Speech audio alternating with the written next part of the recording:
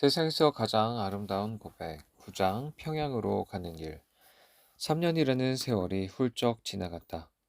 춘하는 남편 찬성이 없어도 행복하게 지냈다.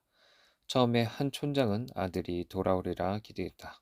그러나 그가 돌아오지 않자 그를 찾는 데 지쳐 버리고 말았다. 그 지방 일대와 멀리 떨어진 곳에 동사무소까지 찾아다니면서 수소문했지만 아들에 대한 소식은 태평동으로 전해지지 않았다. 찬성은 마치 땅이 입을 열어 삼켜버린 듯 완전히 사라졌다. 한 촌장은 슬픔을 참으면서 겉으로는 아무렇지 않은 듯 살았다. 그러나 그는 빨리 늙어갔다. 이렇게 외로울 때 날마다 춘하를 가르치는 일은 배우는 춘하보다 한 촌장에게 더욱 의미가 있었다. 그들의 정은 보기 드물게 아름다운 것이었다. 춘하에게 이것은 새로운 세상이요, 새로운 삶이었다. 춘하는 풍부한 감정으로 시아버지를 기쁘게 해드렸고 한 촌장은 춘하를 더욱 의지하면서 그녀의 생기 있는 모습 덕에 힘을 얻었다. 찬성이 사라진 후 처음 맞은 정월 초하루에 한 촌장은 춘하에게 말했다. 얘야, 내일이 정월 초하루구나. 알다시피 이곳 관습대로 오늘 밤에는 우리 집 조상님들께 제사할 준비를 해야 한단다. 만약 찬성이가 오늘 밤에 여기 있었다면 그 아이가 조상님들의 위패 앞에 절을 했을 텐데. 그 아이 외에는 제사할 다른 아들이 없으니 내가 찬성이 대신 제사를 드리도록 해라. 온 가족이 떡과 술과 고기를 마련하고 자정이 되기를 기다렸다. 한 촌장은 음식 쟁반들을 들고서 위패를 모셔놓은 방으로 들어갔다. 그리고 휘장을 젖히고 위패 앞에 음식들을 놓았다. 그러고는 조용히 바닥에 엎드려 조상들 앞에 절하였다.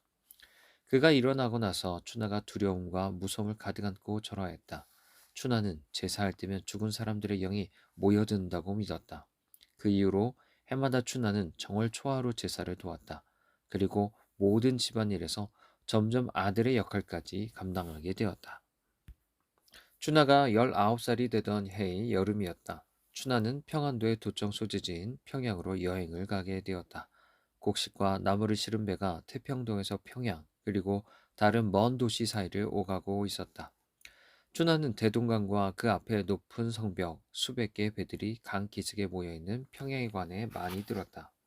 그래서 태평동에서 평양으로 떠나는 배를 볼 때마다 그곳에 가보고 싶다고 생각했다. 그러나 아직 그럴 만한 기회가 없었다.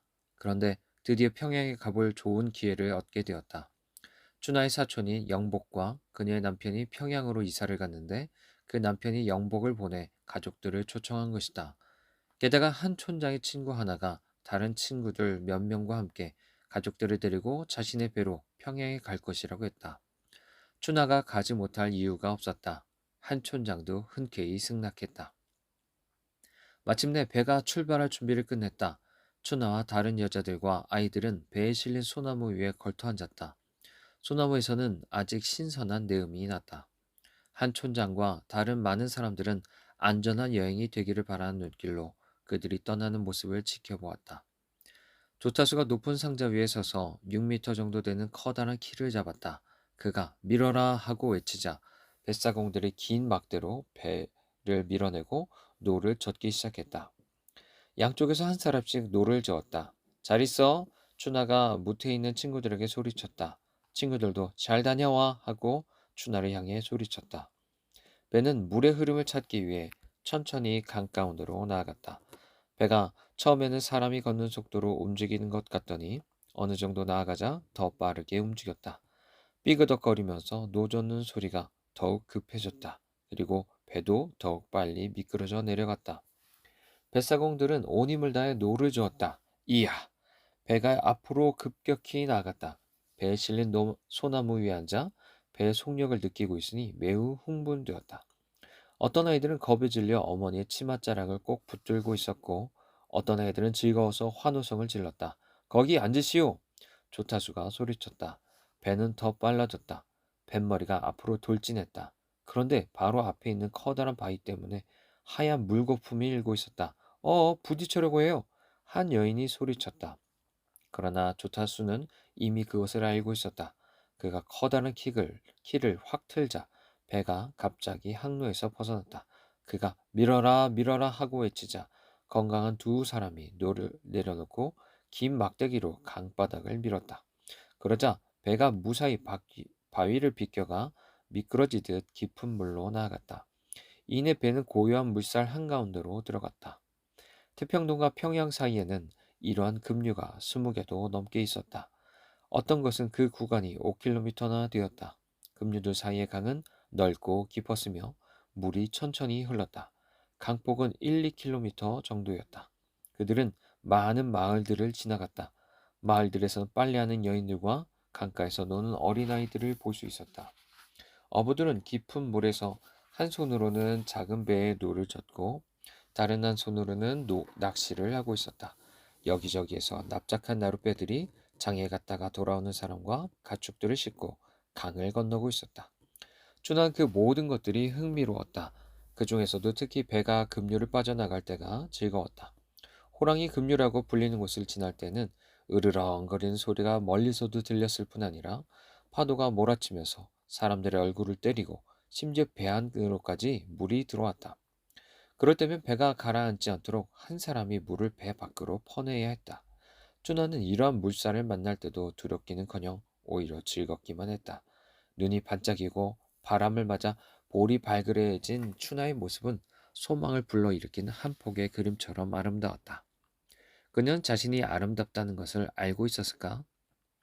틀림없이 그러했을 것이다. 그러나 춘하는 지난 수년 동안 너무나 분주해서 자신에 대해 생각할 여유가 없었다. 그녀의 마음은 때묻지 않은 어린아이처럼 순수하고 깨끗했다.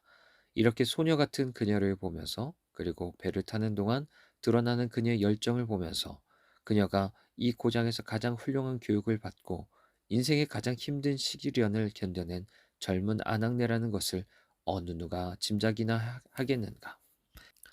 평양에 가까워질수록 급류는 차츰 뜸해졌다. 강이 점점 넓어지고 호수처럼 잔잔해졌다. 평양에 여러 번 다녀온 뱃사공의 아내가 말했다. 저 절벽을 지나면 평양시가 보인답니다. 그런데 춘하는 그 절벽에 결코 이르지 못할 것처럼 느껴졌다. 바람이 계속 그들을 막아섰고 물은 거의 흐르지 않았다. 몇몇 사람들은 제방 쪽으로 가서 바람이 잔잔해질 때까지 기다리자고 했다. 춘하는 울음이 터져 나오려고 했다.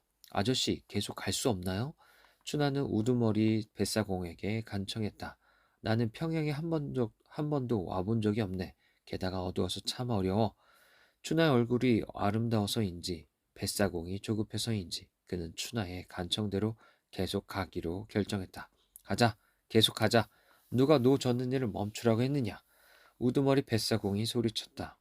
배는 천천히 절벽을 지났다. 천천히, 아주 천천히 모퉁이를 돌았다. 그러자 저 멀리 평양시가 눈에 들어왔다. 춘하가 꿈에 그리던 평양이었다. 큰 성벽이 모란봉에서부터 강기슭을 따라 이어져 우뚝 서 있었다.